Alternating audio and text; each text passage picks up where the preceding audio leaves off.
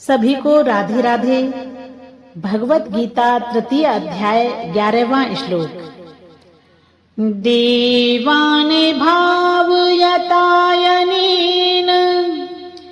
ते देवाः भावयन्तु वः परस्परं भावयन्तः श्रेयः परं न्यवाप्स्यथ।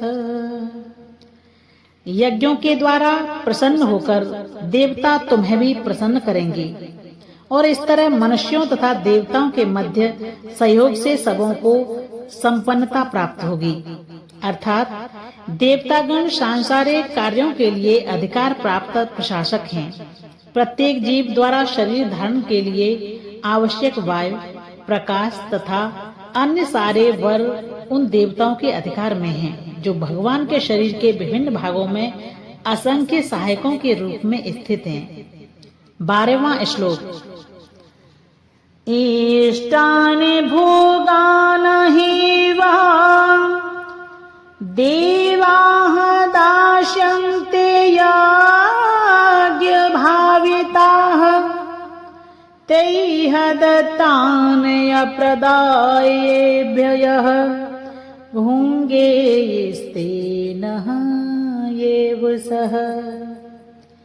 जीवन की विभिन्न आवश्यकताओं की पूर्ति करने वाले विभिन्न देवता यज्ञ संपन्न होने पर प्रसन्न होकर तुम्हारी सारी आवश्यकताओं की पूर्ति करेंगे, किंतु जो इन उपहारों को देवताओं को अर्पित किए बिना भोगता है वह निश्चित रूप से चोर है। 13वां श्लोक।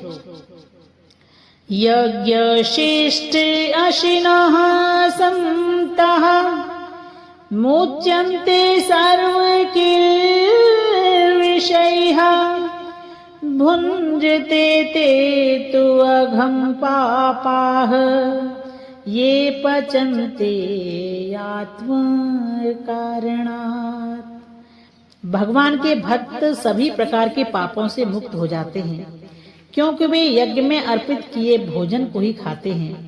अन्य लोग जो अपने इंद्रिय सुख के लिए भोजन बनाते हैं वे निश्चित रूप से पाप खाते हैं। 14वां श्लोक। अन्नात् भवन्ति भूतानि पर्जन्यात् अन्न संभवः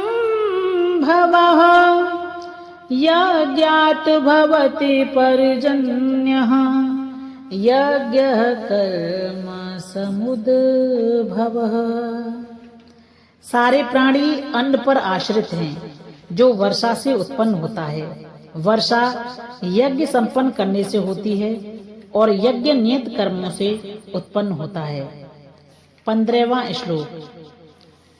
कर्म ब्रह्म युद्भवं वेद्य ब्रह्मयाक्षर समुद्भवम्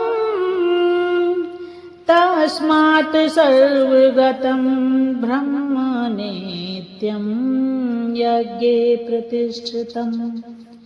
वेदों में नियमित कर्मों का विधान है और ये वेद साक्षात श्री भगवान से प्रकट हुए हैं। फलतः सर्वव्यापी ब्रह्म यज्ञ कर्मों में सदा स्थिर रहता है। राधे राधे।